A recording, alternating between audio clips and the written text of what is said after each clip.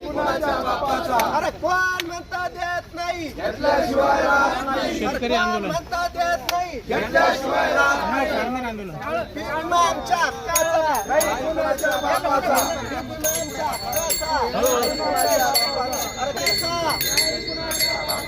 अरे कोण म्हणता देत नाही घेतल्याशिवाय राहत नाही. अरे या सरकारचं करायचं काय अरे या सरकारचं करायचं काय आणि उंच वर पाय.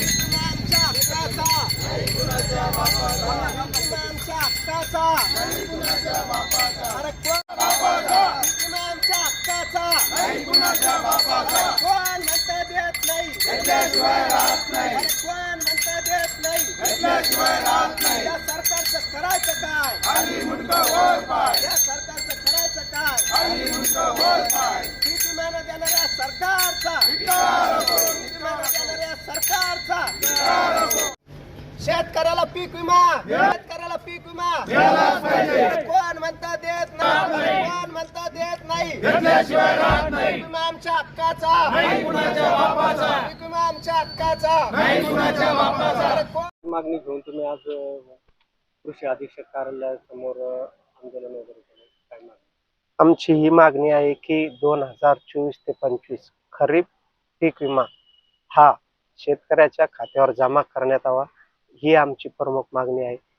तुम्ही बीडला वेगळ्या न्याय, जालन्याला वेगळ्या न्याय व आम्ही 1 महिन्यापूर्वी जिल्हा अधिकारी कार्यालय असेल किंवा कृषी अधीक्षक कार्यालय असेल यांना आम्ही निवेदन दिलेलं होतं की खरीप पीक विमा हा आमच्या खात्यावर जमा करण्यात यावा.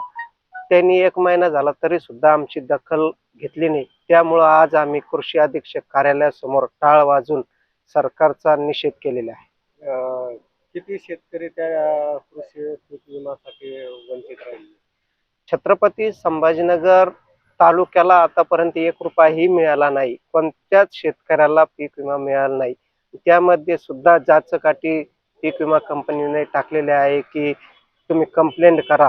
डिसेंबरमध्ये कंप्लेंट केल्यानंतर आज मार्च महिना आहे तरी सुद्धा शेतकरी बांधवाच्या खात्यावर पीक विमा जमा झालेला नाही. या मागणीसाठी तुम्ही घालटा फाट्यावर सुद्धा आंदोलन केलं होतं. शासन तुमच्या मागण्याकडे सातत्यानं दुर्लक्ष करत आहे. पुढचं आंदोलनाचा टप्पा काय असणार आहे? शासन जोपर्यंत सत्तेत नव्हतं त्यांनी सांगितलं की आम्ही शेतकऱ्याला शेतमालाला भाव देऊ, हमी भाव देऊ, शेतकऱ्यांची कर्जमाफी करू व शेतकऱ्याला 1 रुपयामध्ये तुम्ही पीक विमा द्याला, परंतु त्याच्या खात्यावर पैसे येत नाही. ही सर्वात महत्वाची गोष्ट आहे. 1 रुपयामध्ये पीक विमा देऊन काही फायदा नाही, कारण की जर शेतकऱ्याच्या खात्यावर जर त्यांना संघर्ष करून सुद्धा पैसे येत नसेल तर आम्ही काय म्हणावं. हा जर बघितलं तुम्ही शेतकरी हा राजा आहे, तो जर भिकारी होत असेल तर याच्यापेक्षा दुर्दैवाची गोष्ट नाही. यापेक्षाही तीव्र आंदोलन आम्ही हे छत्रपती संभाजीनगर जिल्हाधिकाऱ्यालय समोर हजारोच्या संख्येने अन्नत्याग आंदोलन करणार आहोत.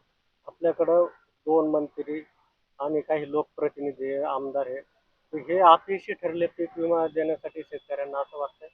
हो, मंत्री आपल्याकडे 2 मंत्री आहे किंवा मागच्या वेळेस सुद्धा 4 मंत्री होते, परंतु मागच्या वेळेस सुद्धा आपण साक्षीदार आहात की मागच्या वेळेस सुद्धा आम्हाला आंदोलन करायला लागलं आणि यावेळेस सुद्धा आंदोलन करून सुद्धा आता 31 तारखेला अल्टिमेटम दिलेलं आहे.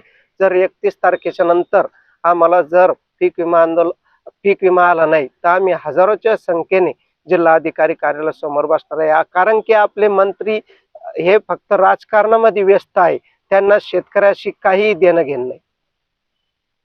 आपलं नाव? जगदीश डवले, आडगाव बुद्रुक.